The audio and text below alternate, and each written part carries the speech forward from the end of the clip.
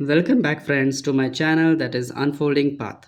Yesterday we had completed till Article 123, जिसमें हमने पढ़ा था पावर ऑफ प्रेसिडेंट जो कि प्रोमलगेट कर सकता है क्या ऑर्डिनेंसेस ड्यूरिंग रिसेस। रिसेस मतलब कोई भी 2 सेशंस के बीच में जो गैप होता है दैट इज़ रिसेस। ठीक है, तो ऑर्डिनेंस ला सकता है कौन? प्रेसिडेंट। तो हमने ये पढ़ा था कल। आज हम लोग पार्लियामेंट्री कमेटी स्टार्ट करेंगे। पार्लियामेंट्री कमेटी क्या होता है? पार्लियामेंट्री कमेटी बेसिकली पार्लियामेंट में काम चल रहा होता है, राइट?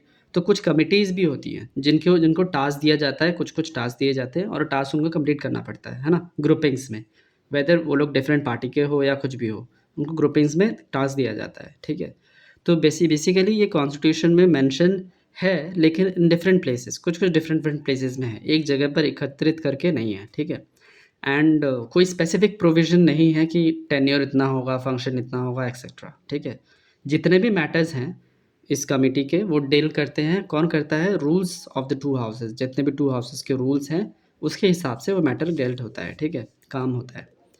और पार्लियामेंट्री कमेटी जो होता है उसका अपॉइंट कौन करता है? स्पीकर करता है या फिर चेयरमैन करता है, and works on their direction, उनके डायरेक्शन में काम करता है। ठीक है, तो जो पार्लियामेंट्री कमेटी है वो 2 हिस्सों में बटा हुआ है, परमानेंट कमेटी और एक टेम्परेरी कमेटी।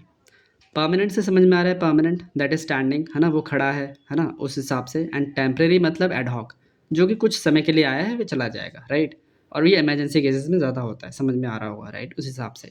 तो जो परमानेंट कमेटी है उसमें स्टैंडिंग कमेटी होता है और एक फाइनेंशियल कमेटी होता है।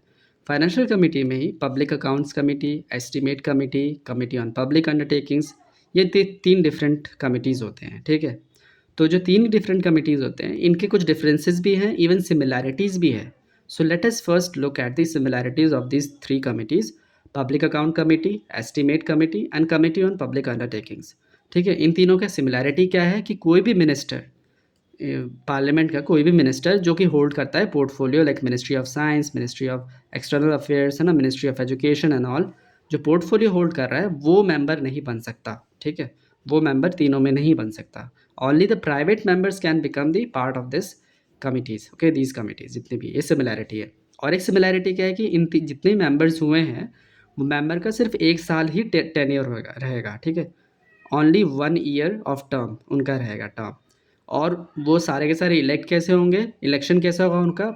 Proportional representation plus single transferable vote. ठीक है, इसके थ्रू वो लोग इलेक्ट होंगे। ठीक है, proportional representation plus single transferable vote, जो कि हमने डिफरेंट जगह पर भी देखा था, प्रेसिडेंट के केस में दिखा था।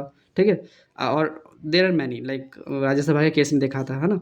तो उस हिसाब से अब हम आते हैं कि डिफरेंसेस क्या हैं इन तीनों में। डिफरेंसेस ये हैं, पब्लिक अकाउंट कमेटी बेसिकली क्या होता है? पब्लिक अकाउंट कमेटी एक रिपोर्ट, मतलब कैग जो रिपोर्ट बनाता है, controller and auditor general of India, हम पढ़ेंगे इसके बारे में।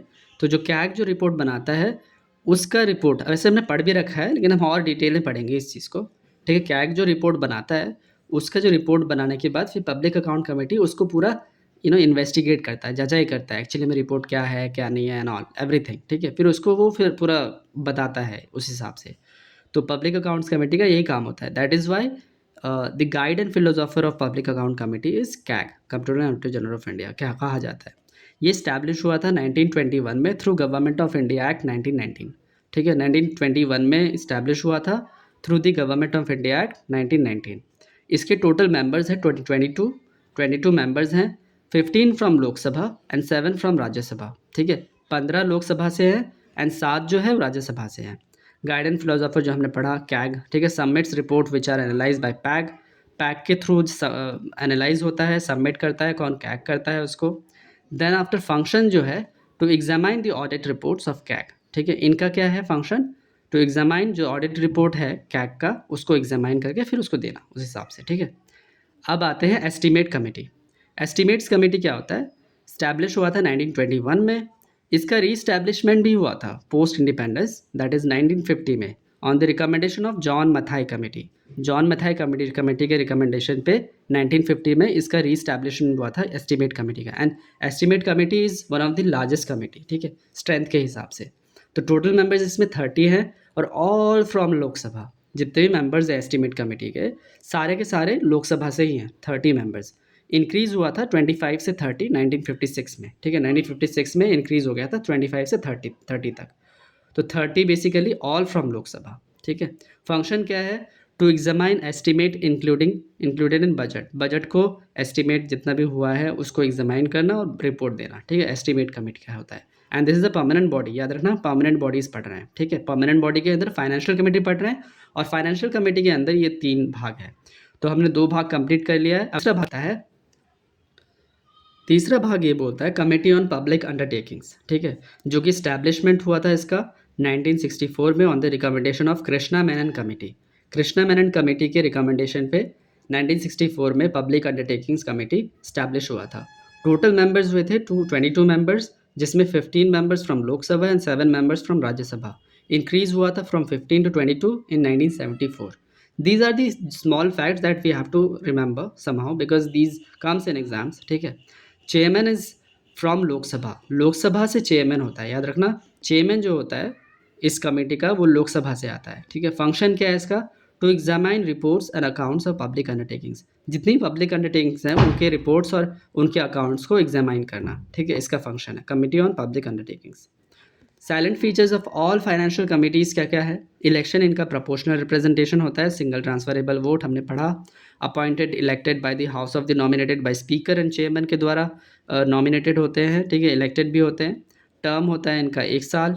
No minister can be member, only private members, ठीक है। हमने तो सिमिलरिटीज़ पढ़ा। अब जो कुछ डिपार्टमेंटल स्टैंडिंग कमिटीज़ भी होती हैं जो कुछ अलग अलग तरीके से होती है। टोटल डिपार्टमेंटल स्टैंडिंग कमेटी कितनी है? 24, जिसमें से 16 जो है वो लोकसभा से एंड 8 है वो राज्यसभा से, याद रखना। स्ट्रेंथ हर एक कमेटी का, इनमें से हर एक कमेटी का जो स्ट्रेंथ है 31 मेंबर्स होता है and 21 from Lok Sabha and 10 from Rajya Sabha. 21 from Lok Sabha and 10 from Rajya Sabha, याद रखना। Speaker of the Lok Sabha is a chairman of, कौन कौन सी कमेटी का स्पीकर जो है वो चेयरमैन होता है? Speaker of Lok Sabha, business advisory committee, rules committee और जनरल पर्पस कमेटी, ठीक है। Business advisory committee, rules committee और जनरल पर्पस कमेटी।